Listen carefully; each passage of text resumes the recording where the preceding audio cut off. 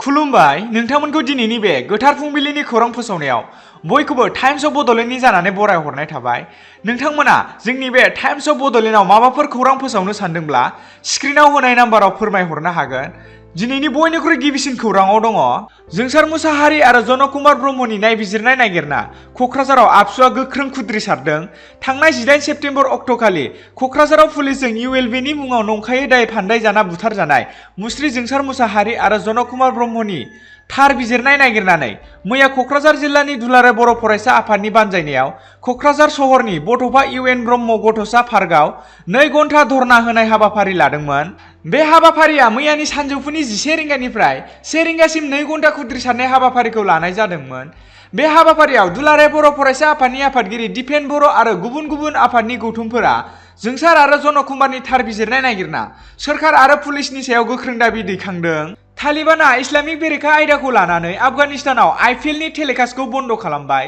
गोदानै जोनोम मोननाय आफगानिस्ताननि तालिबान सोरखारा गावसिनि हादराव IPLनि टेलिकास्टखौ बन्द खालामबाय होनना मोनथिनो मोननाय जादों।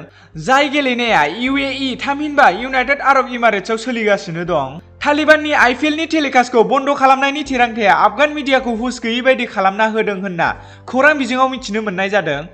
मानोना बे IPLनि थाखायनो माखासे लकेल चेनेलफोरा रां खामायनो थाखाय एबा आरजिनो गोबां बिबांनि रां होदोंमोन। बिटिआरनि सोरखारा जोंसार मुसाहारि आरो जन कुमार ब्रह्मनि नखरनि सोद्रोमाफोरनो फरेस्ट बिफानाव साख्रि होबाय। ULB-नि मुङाव नंखायै पुलिसनि गुलिजों गावथारजानाय सेरफांगुरि पुलिस थानानि सिङाव थानाय सिलेका सालगुरि गामिनि थागिबि जोंसार मुसाहारि आरो थिपकाय मंगलजरानि जन कुमार ब्रह्मनि नखरनि सोद्रोमाफोरनो BTC-नि सोरखारा मैया साख्रियाव थिसनथाइ होबाय। क'क्राझार सहरनि बड'फा नोगोराव थानाय बड'लेण्ड हायुङारि गौथुमनि सेक्रेटारियेटआव BTC-नि गाहाय मावफुंगिरि सोद्रोमा प्रमद बर'जों लोगोसे हाग्रा बिफाननि मावफुंगिरि सोद्रोमा रन्जित बसुमतारी आरो अरुप कुमार दे सम्पकआ जोंसार आरो जन कुमार ब्रह्मनि नखरनि सोद्रोमाफोरनो हाग्रा बिफाननि साख्रियाव थिसनलाइ गथायो। मख'नो गोनांदि जोंसार मुसाहारिनि नखरा सारादुनि उनावसो साख्रिनि थिसनलाइखौ लागोन होनना रोखा बुंथियो BTC-नि गाहाय मावफुंगिरि सोद्रोमा प्रमद बर'आ। खौरांगिरिनि सिगाङाव BTC-नि गाहाय मावफुंगिरि सोद्रोमा प्रमद बर'आ बुङोदि इनकाउन्टार जाथायनि सायाव गोख्रोङै संदाननांगौनि थाखाय गिबि मन्थ्रिनि बिथोन बायदियै 3 गोजौ थाखोनि पुलिस बिबानगिरिफोरा चिराङाव फैना दंफैयो आरो बारग' NDFB-नि दैदेनगिरिफोरजों सावरायज्लायो होनना रोखा फोरमायो। मेघालयआव सासे सुबुङा गावनि बिसिखौ बुथारना लोगोसे गावखौबो जिउ खोमाना लादों। सोनाब खासी हिल्सनि सिजलिह' होननाय मोनसे गामिनि सासे सुबुङा गावनि बिसि र'जमेरी लिंकयखौ बुथारनायनि उनाव गावबो गावनि जिउखौ फोजोबना लायो। थैनाय सुबुंखौ बस खारबानि होनना मिथिनो मोन्दों आरो बेयो गावनि बिसि आरो 6 दान जानाय गथ'जों लोगोसे मेघालयनि मबियाबान होननाय जायगायाव भारा न'आव थायोमोन होनना मिथिनो मोननाय जादों। बे जाथाया थांनाय मंगलबार खालि जादों होनना मिथिनो मोननाय जादों। सानै हौवा हिन्जावनि गोथै देहाखौ दिहुनखांनायनि उनाव जाथायखौ नोजोर होना जायगानि सुबुङा गामिनि बिबानगिरिखौ फोरमायहरो। उनाव गामिनि आफादगिरिया जाथायनि सोमोन्दै पुलिसनो खौरां हरो। बिनि उनाव पुलिसआ जाथाय जानाय जायगायाव सौहैयो। मोनथिनो मोननाय बायदिब्ला पुलिसआ सुबुंखौ गावनि न'नि सिलिंआव दौलें खाना थैनायखौ मोननो हायो आरो बिसिखौ बिसिनायाव थैना गोग्लैना थानायखौ नुनो मोनफैयो। जाथायखौ मोनथिनो मोनो जेब्ला मंगलबारनि फुङाव साखाथिनि सुबुङा 6 दान जानाय गथ'नि गाबबाय थानायखौ खोनायो। बिनि उनाव जायगानि सुबुङा गावसिनि गामिनि आफादगिरिनो मोनथिहोयो, जाय गोख्रैयै पुलिसनो खौरां हरो। पुलिसआ सन्देह दंमोन दि सुबुङा गावनि बिसिखौ खथायाव मोननाय देगारजों सुना बुथारदों होनना। दासिमबो जाथायनि सायाव जेबो सैथो जाहोनखौ मोनथिनो मोनाखै। नंस्टयन पुलिस थानानि सिङाव जाथायनि सायाव केस रेजिस्टार खालामनाय जाबाय आरो नायबिजिरनाया सोलिगासिनो दं होनना मोनथिनो मोननाय जादों। अक्ट'बरनि 1 अक्ट'निफ्राय थाखो 9 आरो 10 नि थाखाय अफलाइन फोरोंथाय लानाया जागायफिनसिगोन। आसामनि गिबि मन्थ्रि हिमन्त बिश्व शर्माया मैया बुधबाराव फोरमायना होदों दि थाखो 9 आरो थाखो 10 नि रेगुलार अफलाइन थाखो फोरोंथाया अक्ट'बरनि 1 अक्ट'निफ्राय जागायफिनसिगोन होनना। शर्माया मिडियानि गेजेरजों फोरमायदों दि थाखो जागायफिननायनि सायाव गोदान SOP लाबोनाय जागोन होनना फोरमायो, जेराव थाखो 10 आरो गुबुन फाइनाल इयारनि फरायसा फरायसुलिफोरनि थाखाय अफलाइन फोरोंथाय लानाय आरो हायार सेकेन्डारि लेभेलखौ लाना पस्ट ग्रेजुएटसिम अफलाइन थाखो लानाया आरोबाव जागायफिनबाय होनना फोरमायदों। रामायना हाग्रामायाव मैहुर खालामना जाग्रा सा 50 सुबुंफोरा गावग्रा आइजेंजों लोगोसे जुनारनि हाथाइ गंफोरखौ BTC सोरखारनो गथायदों। गोबाव समनिफ्रायनो रामायना हाग्रामायाव मैहुर खालामना जाग्रा रायजो राजाफ्रा मैया गसाइगाव महकुमानि गथामबिल गामिनि गेलेग्रा फोथाराव गल्डेन लंगुर इक' टुरिजम ससाइटिनि बानजायनायाव गुबुन गुबुन गामिनि सा 57 सुबुंफोरा मैहुर खालामला होना गावसोरनि मैहुर खालामग्रा हाथियारजों लोगोसे जुनारनि हाथाइ गंफोरखौ गथायदों।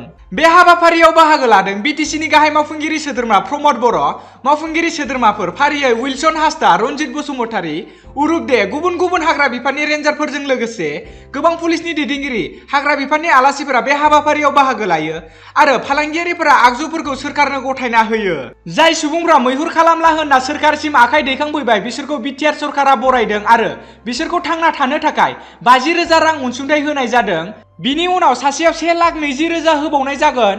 बिसोरनि बिसिखौ न'खर दैदेननो थाखाय गंनै सि दाग्रा हिसानसालि बेखेवना होनाय जागोन होनना बिटिसिनि गाहाय मावफुंगिरि सोद्रोमा प्रमद बर'आ फोसावना होयो। आरो बेजों लोगोसे जायफोर सुबुङा दासिमबो मैहुर खालामना जायो थामहिनबा मैहुर खालामनायखौ नागाराखै बिसोरखौबो बेबायदि हाबाखौ नागारनानै आखाइ दैखांनो खावलायदों आरो हाग्रामा संरैखा खालामनायाव मदद होनो खावलायबावदों प्रमद बर' बिथाङा। अस्ट्रेलियायाव बांग्रि मावदों। खोला अस्ट्रेलियानि मेलबर्न होननाय जायगानि खाथियाव मैया बुधबाराव बांग्रि मावदों। जिअ' साइन्स अस्ट्रेलियानि बायदिब्ला बांग्रिङा 5.2 मेग्निट्युडआव मावदोंमोन। बांग्रि मावनायनि मिरुआ भिक्ट'रिया रायजोनि मेन्सफील्डनि साखाथियाव जादोंमोन। मेलबर्न महानोगोर ओनसोलनि साखाथियाव सिमनयफोर आरो गोजाम बिल्डिंफोरनि एफा एनै खहा जानायखौ खौरां मोन्दों, जेराव अस्ट्रेलियानि पिएम स्कट मरिसनआ बुंदों दि रावबो सिरियास जोखोम जायाखै होनना। शिवा थापाया मेन नेशनेल बक्सिंआव गल्ड मेडेल लानो हाबाय। वर्ल्ड चेम्पियनशिपनि थाखाय क्वालिफाइ खालामना लायो।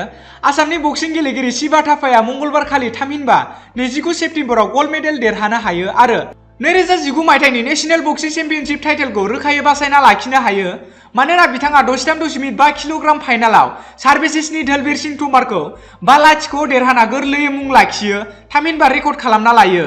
मेन्स नेशनेल बक्सिं चेम्पियनशिपनि 5थि एडिशना कर्नाटकनि बेलारि इन्सपायर इन्स्टिट्युट अफ स्पर्ट्सआव लानाय जादोंमोन। थापाया सासे 2015 मायथाइनि वर्ल्ड चेम्पियनशिपआव ब्रन्ज मेडेल लानो हानाय सासे बक्सिं गेलेगिरिमोन आरो लोगोसे खेब 5 एशियान मेडेल लानो हानाय सासे बक्सिं गेलेगिरि। बे देरहानायजों लोगोसे आसाम बक्सार थापा बिथाङा दायो 26 अक्ट'बरनिफ्राय 6 नबेम्बरसिम सेर्बिया बेलग्रेडआव AIBE इलाइट वर्ल्ड बक्सिं चेम्पियनशिपनि थाखाय क्वालिफाइ खालामना लाबाय। थापानि अनगायैबो सनजित दीपक, रहित मर बिथांमोनाबो सनानि मेडेल लानो हाना वर्ल्ड चेम्पियनशिपनि थाखाय क्वालिफाइड खालामना लायो। दिनैनि खौरां फोसावनाया एसेनोसै। गोजोन्थों।